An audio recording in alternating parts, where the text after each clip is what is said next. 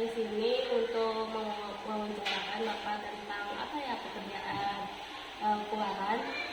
Nah, yang pertama itu ada pertanyaan ya Pak. Nah, yang pertama, struktur organisasi keluaran itu gimana Pak? Baiklah, yang pertama saya memperkenalkan diri dulu.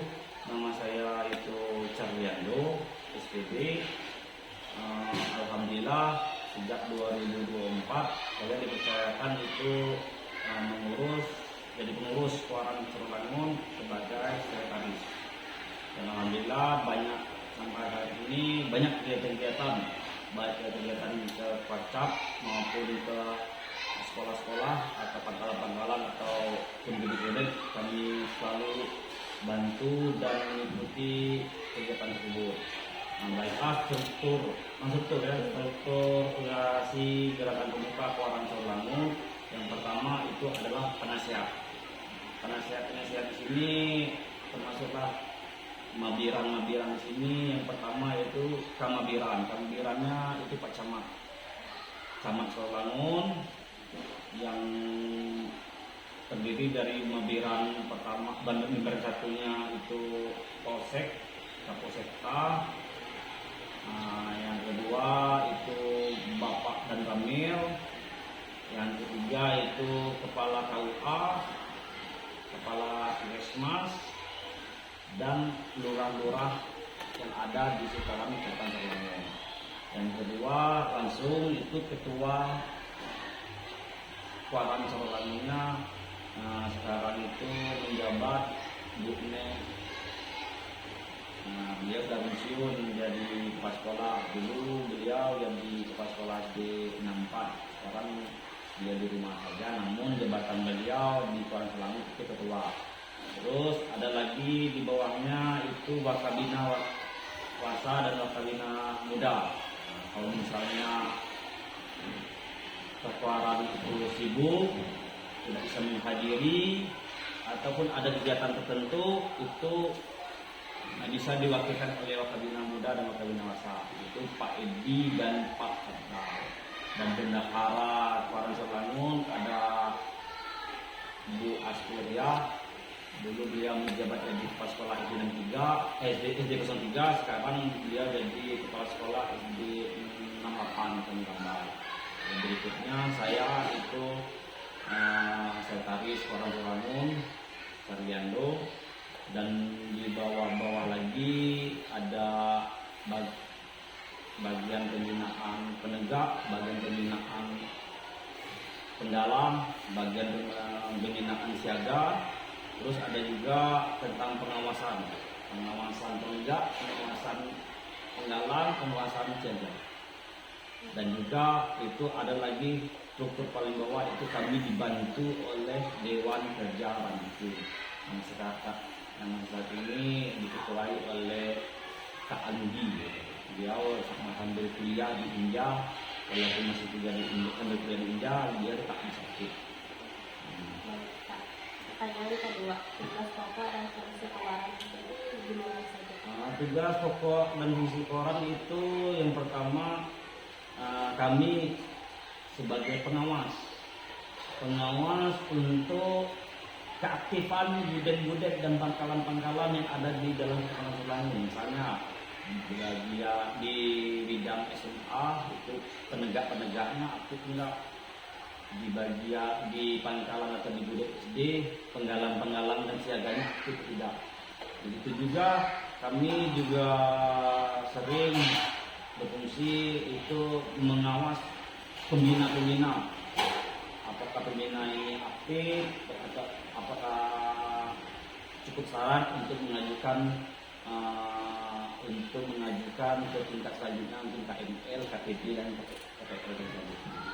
Dan juga fungsi kedua, kami menerima laporan dan keluh kesah, mungkin ada pengen bantuan dari budak-budak pangkalan, mungkin butuh solusi, kami siap membantu.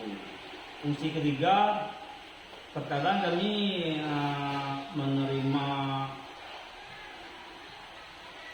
perintah atau berupa pemberitahuan dari Percap ada kegiatan dari pihak di atas kami itu percap untuk menyampaikan berita ataupun informasi. Nah, kami Paran langsung memberi informasi tersebut, menyebar informasi tersebut ke gudeg-gudeg yang berada. Mungkin masih banyak lagi fungsi dan kegunaan kedudukan di Paran tersebut, tapi kalau dijabarin semuanya tidak cukup waktu. Pertanyaan ketiga, alur organisasi dari sekolah ke Kewaran itu gimana? Nah, kalau alur kerjanya, kalau misalnya ada sekolah atau gudeg Panggala itu mau berkegiatan, biasanya mereka pihak sekolah tersebut mengirim surat ke Paran melalui saya, yaitu sekretaris Paran.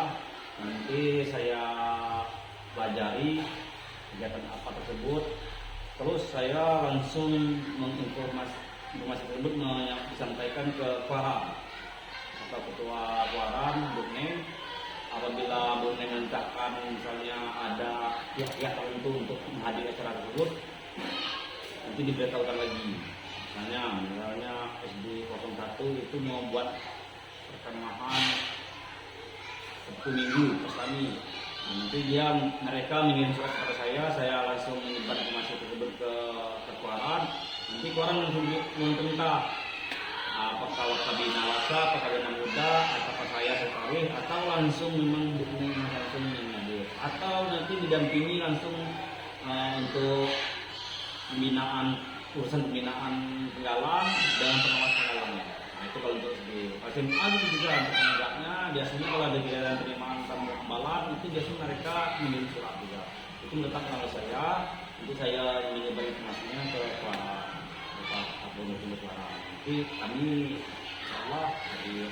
Terus ada juga untuk TK dan SSB, kadang mereka mempunyai kendala dalam untuk mengikuti kegiatan-kegiatan. Tetap setiap sekolah, pangkalan atau gudeg itu biasanya mengirim surat. Nanti kami pelajari, langsung insyaallah kami respon cepat. Paling lambat itu 2 sampai karena 1 hari langsung kami respon, langsung kami pelajari, langsung saya sampaikan ke orang agar tidak ada kendala lagi dalam kegiatan di dalam wilayah Paran Solo. Nah, pertanyaan keempat, program kerja Kewaran itu gimana saja? Program kerja Paran Solo cukup banyak dalam jangka pendek. Itu setelah kami laksanakan seperti